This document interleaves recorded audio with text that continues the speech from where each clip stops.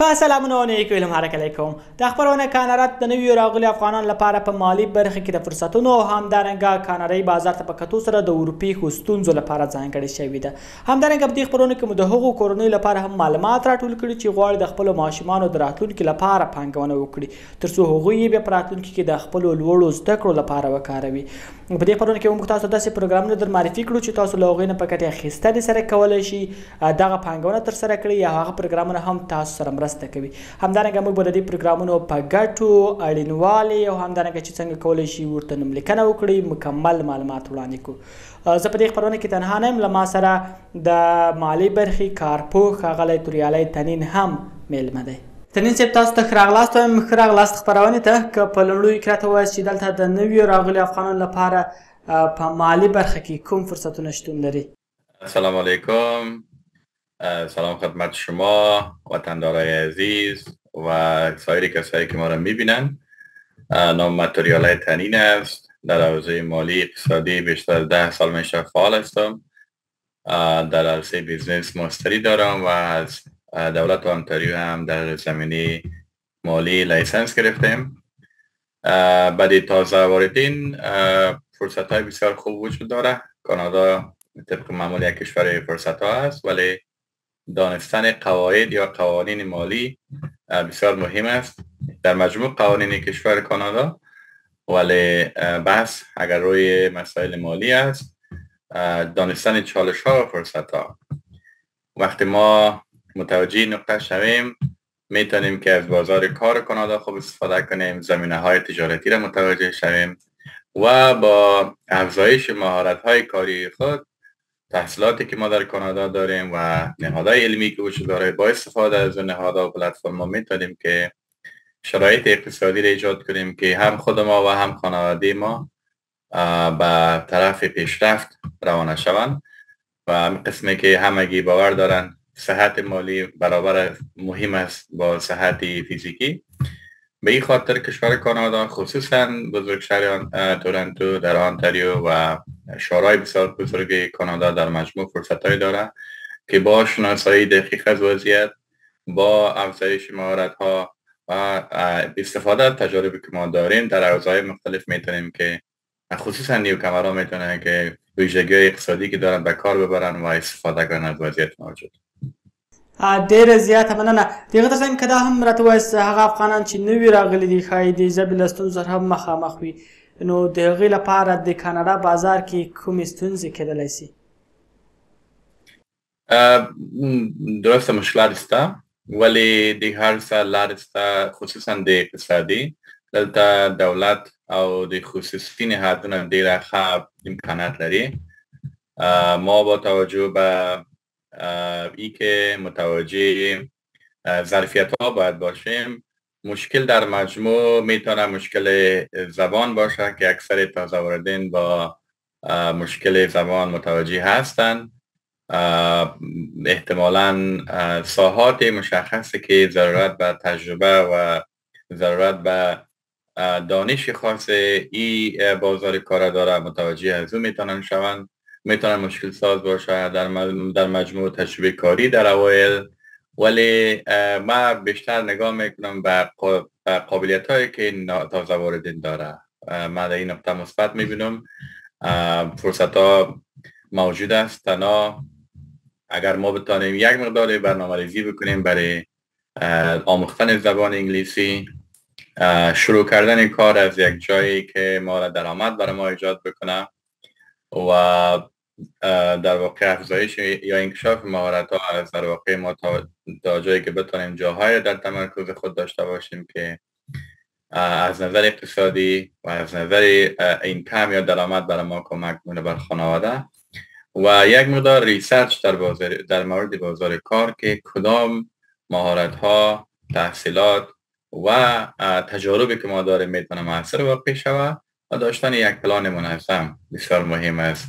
در کوتاه مدت داشتن یک منبع درآمدزایی که ما را بتونه زندگی ما را پیش ببره و تعقیب از او پلان میان مدتی است که ما کورس‌ها بحث‌های تحصیلی را یا موارد تحصیلی را در نظر بگیریم که کمک کنه ما بتانیم به میان مدت ارتقای ظرفیت کنیم و جاهایی که لازم است به او برسیم.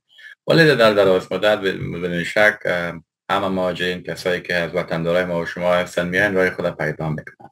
چون کشور نو است، توقعات بیشتر از در اوایل، ولی با توجه به درکی از وضعیت موجود، شناسایی فرصت ها و توافق یا تطابق با وضعیت موجود، انکشاف ظرفیت فردی و ایجاد نیتورک ها یا ارتباطات با سایر نهادها، افراد و جای کار میتونه که تازه واردین کمک کنه و زبان یاد بگیرن، پلان بسنجن برای تحصیلاتشان یا برای بیزنس یا کاربار شخصی که ایجاد میخواین بکنن. و تعقیبش همین مسیر میتونه که یک کریر برشان شوه، یک مسلک ایجاد شوه برشان و از این طرف بتونن از نظر اقتصادی، از نظر مالی برای خودشان و برای خانوادهشان کمک کنن. بالکل. او دغه څنګه هغه کسان چې خپل کورنۍ او ماشومان سره راغلي دي کاناډا ته، هغوی به حتما د خپل ماشومان لپاره په تشویش کې وي، د هغوی د راتلونکي او د هغوی د راتلونکي زده کړو، د لوړو زده کړو لپاره دوی څه رقم کولی شي د هغوی لپاره پانګونه وکړي او سیوینګ وکړي چې بیا د هغوی ماشومان په راتلونکي کې وکولی شي د لوړو زده کړو لپاره ترې ګټه واخلي؟ سوال بسیار خوب همی است که اکثر وطندارای ما برای از اینکه زندگی خودشان و اطفالشان به شکل خوبی مدیریت شود و تحصیلات عالی داشته باشند، با توجه به شرایط سختی که ما در وطن داریم، کانادا فرصت تحصیلی فوق العاده خوب برای اطفال میده. قسمی که من اول خدمت شما گفتم، ایجاد یک بنیاد مالی در اوایل برای خانواده بسیار مهم است که ما خانواده خود پروتکت یا حفاظت داشته باشیم از نظر مالی، بعد از او برای وضعیت‌های خراب یا حالات نامطلوب ما پسنداز داشته باشیم، بعد از او کم کم بتانیم به طرف سرمایه گذاری. از بسیار موارد اندک میتونه شروع شود، ما پول خود مدیریت بکنیم، خانواده، و به تعقیب از او مسائل کلانتر مادر مدیریت بکنیم. چون اطفال ما بسیار مهم است و در کانادا شما خود میفهمین که تحصیلات بعد از صنف 12 رایگان نیست، گرچه پلتفرم‌های مثل قرضه دولتی یا بورسیه ها وجود داره ولی او همگیر نیست و اکثریت نمیرسه. به می منظور خانواده از وقتی که اطفالشان تولد میشه یا ای که اونا تازه مهاجرشن با اطفالشان میتونن که با پسنداز بسیار ناچیز از یک مبلغ بسیار کوچک شروع بکنن، ولی آرام آرام میتونن که پسنداز کنن برای آینده اطفالشان. و وقتی که اطفالشان از صنف 12 در کانادا فارغ میشن، آماده میباشن که به کالج یا به پانتون بروند، ضرورت به این نمیشه که اطفالشان به جاهای مثل والمارت یا هوم دیپو یا رستوران ها کار بکنن و در کنار از اینکه درس میکنن. و این شرایط میتونه این پسندازی که آلو انجام بدن سهلتر بسازن. مشخصا اگر روی پسنداز یا روی پلتفرم تحصیلی اطفال صحبت بکنیم، یک موردی که فعلا من خدمت شما ارائه میکنم پلان راجستر شده تحصیلی اطفال است که دولت کانادا برای افرادی که پسنداز میکنه برای اطفالشان کمک میکنه، یعنی جانبی میخواین کمک بکنن و این کمک در واقع زمینه را برای از اینکه اطفالشان در آینده برای رشته‌های دلخواه برسن کمک میشه و میتونن که افغانای ما و وطندارای ما از این بسای کمکی دولتی استفاده موثر کنن. چون در کانادا سیستم مالی حد اکثری ثبات داره، سیستم‌های بانکی، نهادهای مالی ثبات داره، به این خاطر یک رشد قابل ملاحظه میتونه این پول داشته باشه در دراز مدت و راههای وجود داره که از این پول استفاده خوب شوه و کمک دولتی را خانواده بگیرن تا نیاز به قرضه دولتی نباشه در آینده و در ضمنش خانواده به فکر آرام بتونن که برای اطفالشان زمینه سازی کنن تا ای که در آینده خدای نخواسته چالش جدی سد رای اطفال قرار نگیره و از این پولی که در صندوق سرمایه گذاری برای تحصیلات اطفال جمع میشه نظر به شرایط هر خانواده فرق میکنه و مخصوصا تازه واردین حدود $7,200 کانادایی در طول عمر یک طفل میتونن استفاده کنن، یعنی از گرانت یا کمک دولتی استفاده کنن و به شکل خودشون هم میتونن که ماهانه حتی $208 و در سال چیزی حدود $2500 اینا میتونن که سرمایه گذاری کنن. این کمک میکنه که برای آینده اطفال یک دسترسی قابل ملاحظه برای ایژوکیشن داشته باشن یا برای تحصیل در کانادا. بالکل دغه کوم پروګرامونه دي او په کوم ډول باندې کولای شي مثلا چې دوی ورته ثبت نام وکړي یا نوم لیکنه ورته وکړي؟ بدون شک دولت کانادا در مجموع کمک برای خانواده انجام میده و کسایی که در واقع اقتصادشان ضعیفتر هستند برای از اونا کمک داره و کسایی که زندگیشان متوسط است برای از اونا دسترسی وجود داره برای منابع مالی. ولی مشخصا که من امروز روی یک حسابی که به نام Registered Education Saving Plan است میخوایم صحبت کنم. این حساب یک حساب دولتی است، یک صندوقی است که خانواده میتونه الا $208 در ماه برای یک طفلشان سرمایه گذاری کنه و این به شکل خانوادگی یا به شکل گروپی هم مدیریت میشه. نهادهای مالی، نهادهای بیمه، بانک ها میتونه که این حساب را باز کنه. وقتی ما یک مقدار پول به حساب طفل خود جمع میکنیم، دولت هم کمک میکنه. در پالوی سایر موارد یا کمک هایی که دولت کانادا انجام میده برای تازه واردین، یک کمک جانبی است. اطفال از 15 روزگی، یعنی یک طفلی که تولد میشه وقتی 15 روزه میشه الا 17 سالگی میتونه از این کمک مستفید شوند. یعنی یک ظرفیت ایجاد میکنه دولت که خانواده یک بخشی پسنداز انجام بدن. در ضمنش دولت میه و برای این حساب مشخص طفل کمک میکنه. طریقه ایجادش بسیار طریقه ساختن حساب بسیار ساده است. با می اسنادی که خانواده روی دست دارن که استفاده ما شما یک نمونه از را میدانیم که سن نمبر است. کسی باید طفل که سن نمبر داشته باشه و یک آیدی یا تذکره یا یک سند هویت که در کانادا هست با او و به می شکل حضور در کانادا میتونن حساب باز کنن. در نهادهای قسمی که خدمت شما گفتم این حساب میتونه که در نهادهای بانکی، نهادهای بیمه و نهادهای مالی انجام شود. بحث بسیار مهم در ایجاد این حساب در واقع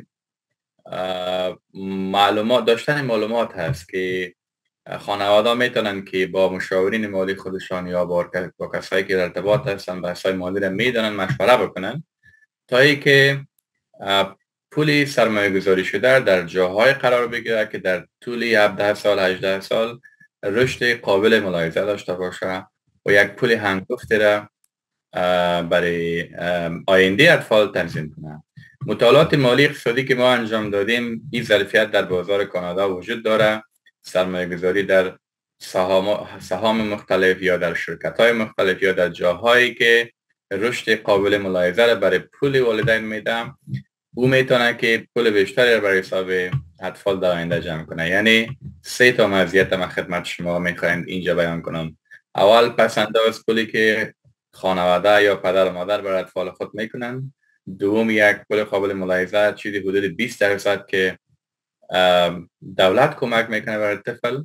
سوم رشد احتمالی بین 10 تا 20% در سهام‌ها یا در استاک هایی که در واقع در طول دورای تاریخی رشد قابل ملاحظه داشته، او میتونه اضافه شود بالای پول طفل و به می شکل روش های دیگه هم وجود داره برای پسنداز که یک مقدار تکنیکی است. اینجا من روی از بیشتر بحث نمی کنم، ولی خانواده میتونن با استفاده از مشاورین مالی یا کسایی که میشناسن یا از نهادهای مالی میشه مستقیم صحبت بکنن، سطح معلومات خود اول بیشتر ببرن، بعدش اقدام کنن برای ایجاد حساب ها. چون اگر معلومات کافی وجود نداشته باشه باید ما از این مزیت سومی استفاده کرده نمیتونیم. تنها کمک دولتی و پسنداز خود ما را ما برای آینده طفل داشته میتونیم. یاد ما باشه که در حساب پسندازی RESP ما تنها میتونیم پول برای تحصیل اطفال استفاده کنیم. وقتی پول ذخیره میشه نمیتونیم که او را به مقاصد دیگری استفاده کنیم، یا برای خرید خانه، موتر یا و غیره مسائلی که نیاز روزمره ما میتونه باشه. تنها برای استفاده بر تحصیلات اطفال میتونیم استفاده کنیم. بالکل که په دې ځای کې لکه مثلا هغه د خو مهاله پانګونه ده د ډېر وخت لپاره ده، که بیا په وروستیو کې مثلا یو څه وخت وروسته کورنۍ تصمیم بدلیږي، مثلا د کومو ماشومانو لپاره چې دوی پانګونه کړې وه هغوی کوم بورس ترلاسه کوي یا هم بله لار د تحصیل لپاره پیدا کوي او دوی غواړي چې هغه پانګونه دغه نه بیا په کوم بل ډول باندې هم ګټه اخیستلی شي. سوال بسیار خوب اینجا مطرح میشه. برای حساب RESP تنها ما میتونیم از امی 3 تا بنفیت یا مفادی که حساب داره که خدمت شما گفتم: اصل پول که خانواده سرمایه گذاری میکنه، بنفیت یا کمک دولتی و رشد خود پول در جریان سالهای متمادی. این تنها برای تحصیل استفاده میشه. وقتی طفل از صنف 12 فارغ میشه و کالج یا پانتون میره، این پول یا این سرمایه گذاری در اون موقع کار میشه. اگر خانواده بخواین قبل از تصمیم بگیرن که پول از حساب خود بکشن، باید به دولت اخبار کنن و نهادهای دولتی تنها بخش سرمایه گذاری خود خانواده ها را برشان باز میگردانه. متاسفانه بقیه پول برای خانواده داده نمیشه. به این خاطر ما توصیه نمیکنیم. و می دلیل میگیم که وقتی شما تصمیم میگیرین که یک حساب را یا یک فعالیت مالی را در کانادا انجام بدین، قواعد مالی، چالش‌های اجرا و راههایی که وجود داره برای انجام یا برای عملی ساختن او پلان‌ها را یاد بگیریم. اول معلومات داشته باشیم و تحقیقش بریم به اقدام به کار. بالکل. او دغه ترڅنګ که په لنډو ټکو راته ووایاست چې د RESP او CSG پروګرامونو ترمنځ توپیر څه شی ده؟ قسمی که شما گفتین RESP یک صندوق سرمایه گذاری است و بخش دومی که شما اشاره کردین و کلمه انگلیسی اونمو گرانت یا کمک دولتی است که دولت به خانواده انجام میده. یعنی وقتی شما میخواین که سرمایه گذاری کنین برای طفلتان، 2 تا گرانت دولتی وجود داره که نظر به درآمد خانواده برای اطفال، برای خانواده اطفال، برای اطفال داده میشه، یعنی برای آینده اطفال، که در مجموع برای افرادی که درآمدشان پایینتر از $40,000 در سال است یا $35,000 در سال هست، اونا میتونن که از 2 گرانت دولتی استفاده کنن که مجموعاً $9,200 در تمام عمر یک طفل میشه. ولی اگر اینکمشان نظر به اینکم در کانادا، کمک های دولتی نظر به درآمد خانواده ها تنظیم میشه. اگر درآمد خانواده ها بیشتر باشه و یا در شرف رشد باشه، هر سالی که در واقع درآمد خانواده ها توسط نهاد سیاری یا نهاد مستوفیت برش گفته میتونیم یا مالی کانادا بررسی میشه، به اساس از او کمک های دولتی تنظیم میشه و مقداری که دولت کمک میکنه برای این صندوق نظر به درآمد خانواده میتونه کم باشه، میتونه زیاد باشه، ولی حد اکثر ماهانه $208 یک خانواده میتونه که برای طفلشان سرمایه گذاری کنن. چون ما میخوایم ماهانه را بسیار ساده بگویم که خانواده یاد بگیرن، یعنی از $25 میتونن خانواده شروع کنن تا $208 و اینجا دولت میایه 20% یعنی $208 سر از این مبلغ میگذارن. یعنی 20% دولت کمک میکنه مستقیم برای خانواده که در سال $500 میشه. یک خانواده میتونه $202,500 برای طفل خود سرمایه گذاری کنه یا پس انداز کنه. دولت میایه $500 برای این طفل سرمایه گذاری میکنه که میشه $3,000 و در مجموع چیزی حدود $50,000 در طول عمر یک طفل، خانواده و دولت میتونه که سرمایه گذاری کنه. البته اکاونت باز است، خانواده میتونه بیشتر از اون سرمایه گذاری یا پسنداز بکنه، ولی گرانت یا کمک دولتی را مستفید نمیشه. به این خاطر امی فرمول ساخته شده که $500 دولت در سال میده و $2,500 هم خانواده میتونه که برای طفلشان سرمایه گذاری کنه. به می شکل بعضی نهادهای مالی یا کمپانی ها هست که یک قبلا البته وجود داشت و حالی هم احتمالا هست که یک مقداری را خود کمپانی هم توفه یا گرانت میده برای طفل که در حسابش پول ذخیره میشه یا پسنداز میشه. این امو ویژگی هایی است که من خدمت شما در قسمت اکاونت بیان کردم. گرانت ها کمک دولتی است برای خانه و برای طفل داده میشه. قسمی که بیشتر براتون گفتم پسنداز زیره که خود خانواده از $25 تا $208 انجام داده میتونه در ماه و جمع رشد پول است. یا در کانادا امی سیستم سرمایه گذاری این نقطه زیاد من فوکس میکنم به خاطر از اینکه خانواده یاد بگیرن که پولشان در جاهای سرمایه گذاری شود که رشد قابل ملاحظه در سالهای متمالی داشته باشند. چون ما زمان داریم، وقت داریم، پول یا همین مبلغ پسنداز در طول 5 سال، 10 سال یا 18 ساله که برای طفل گذاشته میشه، این سرمایه گذاری خوب میکنه. لازم است که ما نظر به سن سال طفل که خرد است، نظر به تکس براکتش و نظر به مو خود سهام یا خود صندوق سرمایه گذاری ما میتونیم که بعد از مطالعه از ما میتونیم که در جاهای سرمایه گذاری بکنیم که رشد حد اکثری را برای طفل بتن. به اساس تحلیل داده ها یا اطلاعاتی که ما در سرمایه گذاری بررسی کردیم در کانادا و در مدیریت دارایی، معلوم شده که اطفال میتونن از این فرصت استفاده کنن. البته سهام‌های کمپانی‌های بزرگ بعضی وقتا پایین و بعضی وقتا بلند میباشه، ولی در اکثریت وقتی ما چارت این سهام مطالعه بکنیم در اکثریت مواقع در طول 10 سال 15 سال این همیشه رو به رشد بده. به این خاطر توصیه یا مشوره ما برای خانواده‌ای است که در انتخاب فاندا یا انتخاب سهام برای سرمایه گذاریشان متوجه باشند که پولشان در کجا سرمایه گذاری میشه و به می شکل کوشش کنن که وقت شروع کنن، یعنی نگذارن که ناوقت شود. و بهترین زمان برای سرمایه گذاری روزهای گذشته بوده که باید ما اقدام میکردیم برای اطفال خود ما. به این خاطر توجه بیشتر شود که خانواده‌ای که هنوز حساب ندارن اول مشوره بگیرن با مشاورین مالی خودشان و تعقیبشان با اقدامات مالی را انجام بدن.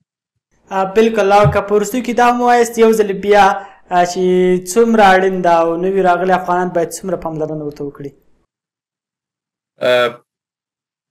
ما بیشتر صحبت میکنم برای اینکه ما آگاهی کامل داشته باشیم از قواعد مالی کانادا، وضعیت مالی کانادا را درک کنیم، وضعیت مالی خود و خانواده خود را تحلیل بکنیم، در مجموع یک پلان محاسبه شده برای مالی برای خانواده خود یا خود ما جور کنیم. اگر نمیتونیم بریم با دوستایی که معلومات دارن، با نهادهایی که معلومات کافی دارن از اونها استفاده کنیم تا اینکه شرایط مالی ما در مجموع به شکل محاسبه شده پلان یا برنامه شود.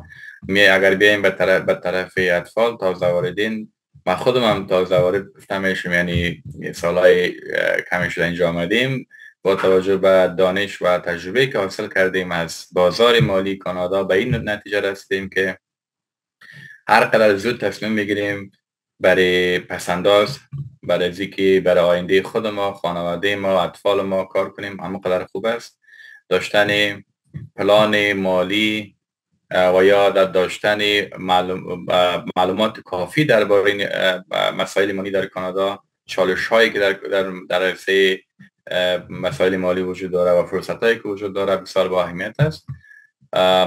حفاظت از خانواده، حفاظت از درآمد خانواده یا داشتن آمادگی در حالتهای اضطراری که ما برایش امرجنسی فند میگیم، برای سرمایه گذاری از در عرصه‌های مختلف دولت کانادا با توجه به اینکه مالیه وجود داره و در بعضی حالات شدید هم هست، ولی راههای وجود داره که ما میتونیم از او فرصت هایی که ما پسنداز بکنیم در واقع با مالی کمتر یا با هیچ مالی های استفاده کنیم. در قسمت حساب RESP که مختص است برای تحصیلات اطفال، ما باز هم میگم که این یک حساب بسیار خوب است، ولی حساب‌های خوب دیگه هم در بازار احتمالاً وجود داره که بار از مطالعه نظر و شرایط خانوادگی افراد پیدا میشه. اطفال برای ما اولویت داره. سرمایه‌گذاری برای اطفال همیشه مثبت است و همیشه قابل اهمیت بوده و می باشه.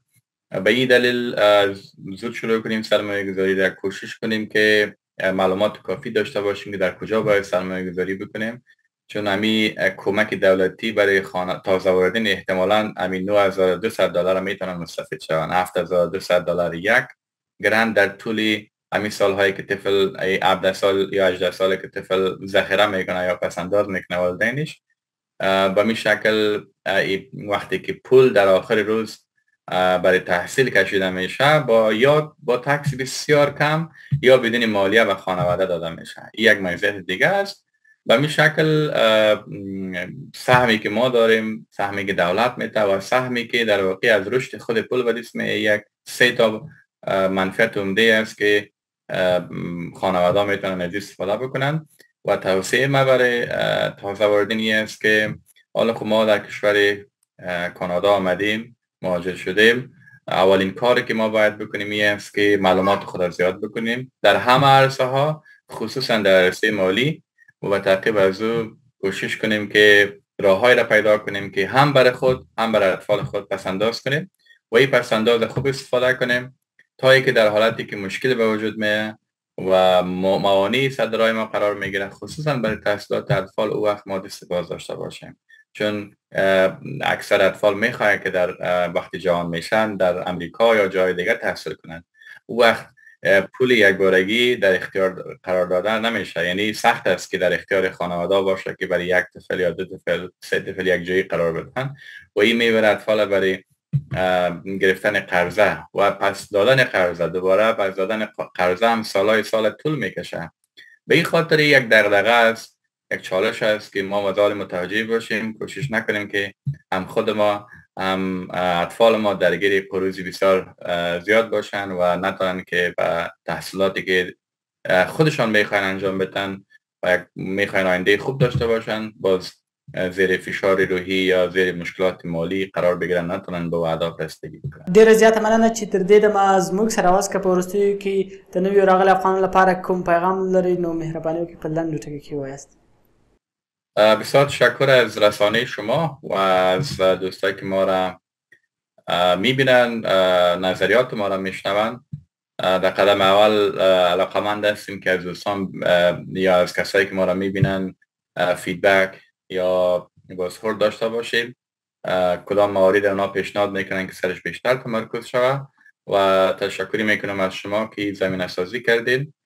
صحت مالی برابر صحت فیزیکی مهم است برای انسان ها، خصوصا کسایی که تازه به کانادا آمده این نکته را متوجه باشن. در کانادا همه چیز محاسبه شده است، خصوصا مسائل مالی. ما نمیشه که از کنار از او بگذاریم، از حال آمادگی بگیریم برای آینده، اما آینده خود متوجه باشیم، اما آینده اولاد خود و در روشنی به قواعد و قوانین مالی کانادا میتونیم که به فرصت ها و زمینه های خوبی هم خود ما دست پیدا کنیم، هم اطفال ما در آینده. ډیره زیاته مننه که وخت لرئ. تشکر، ډیره مننه.